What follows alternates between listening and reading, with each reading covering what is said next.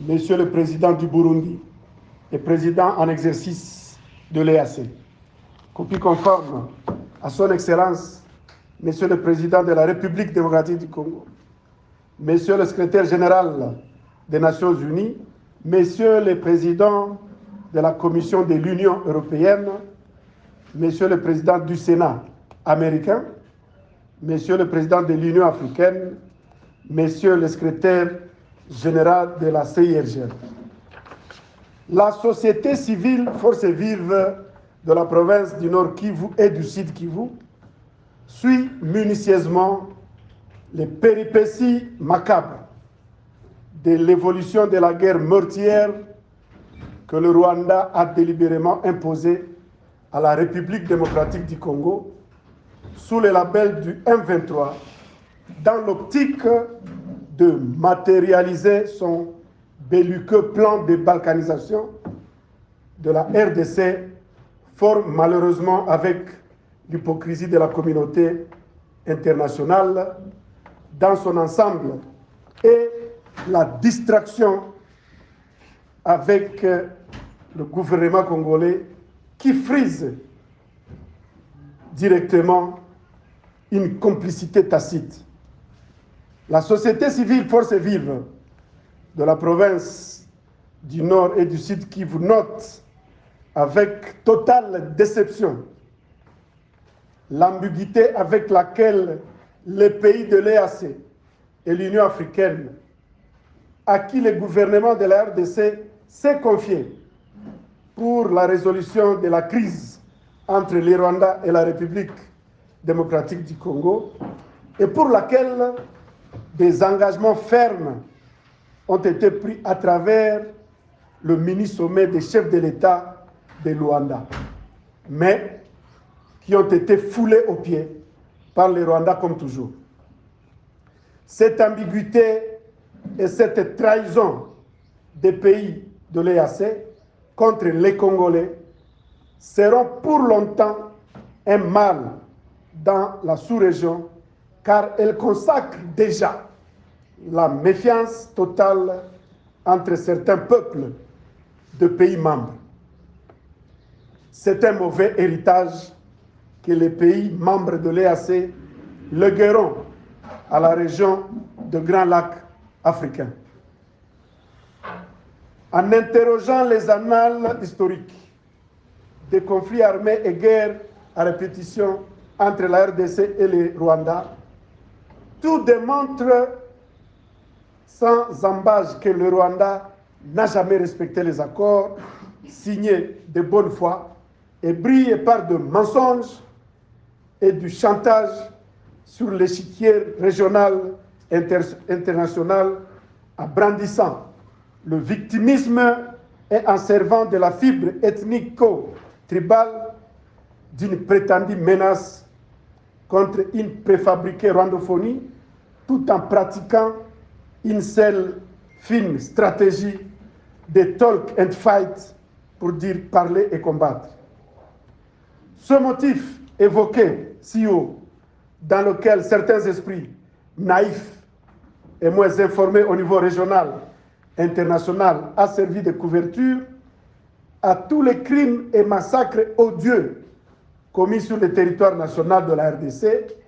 à l'instar du massacre frais dans les mémoires de Kishishi, en territoire de Rutshuru, qui s'ajoute à plus de 12 millions de morts dans l'est de la RDC. Pour prouver la cruauté du Rwanda à l'égard du peuple congolais, il convient de rappeler fraîchement que l'armée rwandaise a tenté d'abattre le bombardier de la RDC Sukhoi Su-25 lors de la phase d'atterrissage en pleine ville de Goma en date du 24 janvier 2023 à 17h05. Cet acte prouve que les Rwandais avaient l'ultime objectif de rendre en cendres la ville très peuplée de Goma sous les regards impuissants de la MONUSCO et de l'EAC, et ainsi obtenir la raison d'entrer officiellement et tenter de décrocher un nouvel accord qui lui favorise l'évasion de la RDC. En voulant abattre ce bombardier militaire congolais, le Rwanda voulait rééditer ainsi son expérience malheureuse de 1994 qui avait déclenché le génocide au Rwanda. La société civile du Nord Kivu et du Sud Kivu constate avec amertume l'attitude récidiviste habituelle du Rwanda dans ses manœuvres meurtrières, expansionnistes, attestées par la prise de la cité de Kichanga par le 1-23 RDF en date du 26 janvier 2023, en violation flagrante du comité du mini-sommet de Luanda et devant un regard encore impuissant et complice de la force de la MONUSCO et de l'EAC. Devant toutes ces évidences d'extermination des populations congolaises par les Rwandais dans ses visées expansionnistes et génocidaires en RDC, et prenant acte de l'ambiguïté et les puissances complices des forces de la MONUSCO et de l'EAC, la société civile, forces vives du Nord et du Sud Kivu, annonce que dans les jours très proches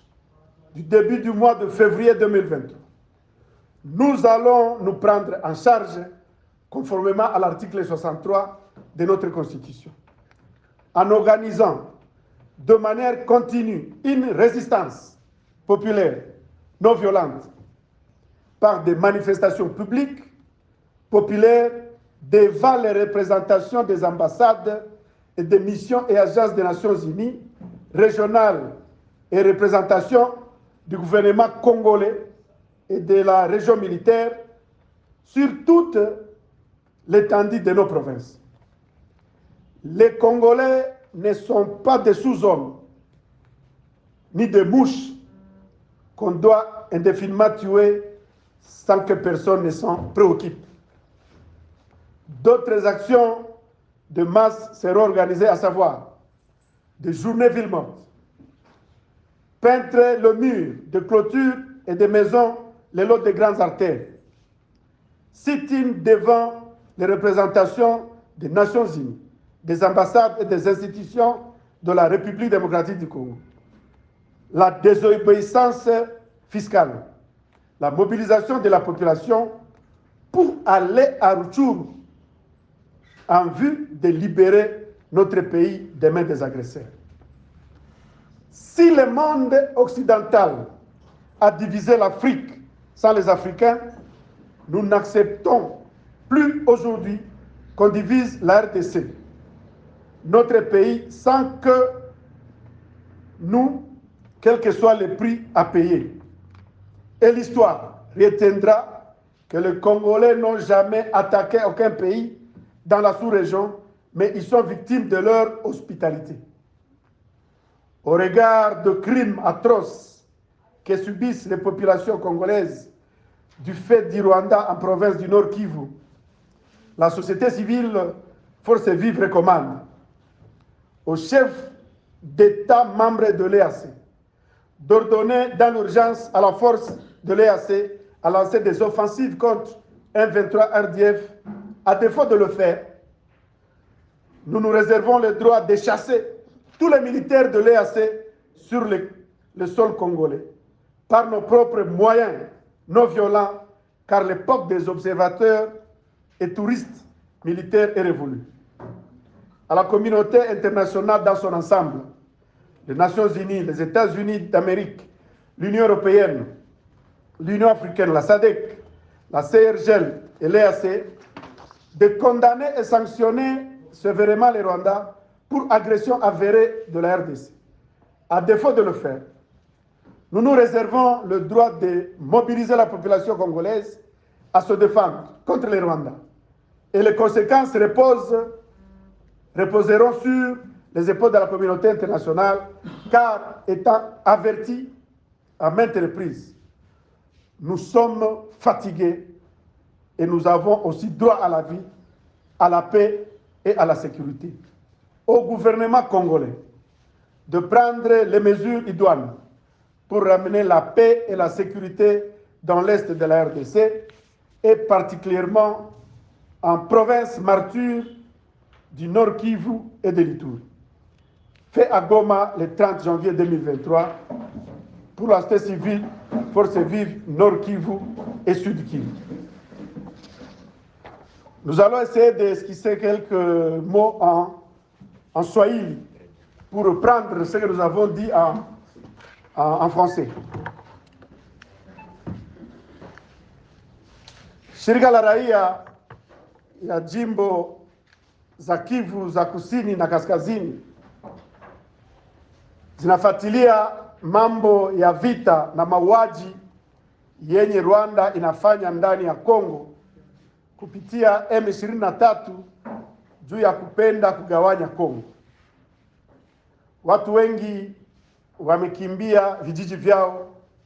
wengine kuuawa mbele ya macho ya MONUSCO na majeshi ya EAC zenye zinakuwa zikidanganya government ya Kongo. Vita hizi ndani ya Kongo zinaanza kuleta chacho ndani ya wananchi ya maziwa makuu. Kutoheshimu tangazo la Rwanda kuendelesha vita pa Masisi na kutaka angusha ndege ya vita ya Kongo pa Goma, ile yote inaamanisha gisi Rwanda haipendi amani na kutaka kufanya genocide hapa Goma. Shirika la raia inapanga siku zijazo, siku bila kazi, kuchapa message za amani kwenye nyumba, lupango na barabara, kuikala hiyo tunaita sit-in kwenye office za Umoja wa Mataifa, maambasade na government na arme na jeshi yetu,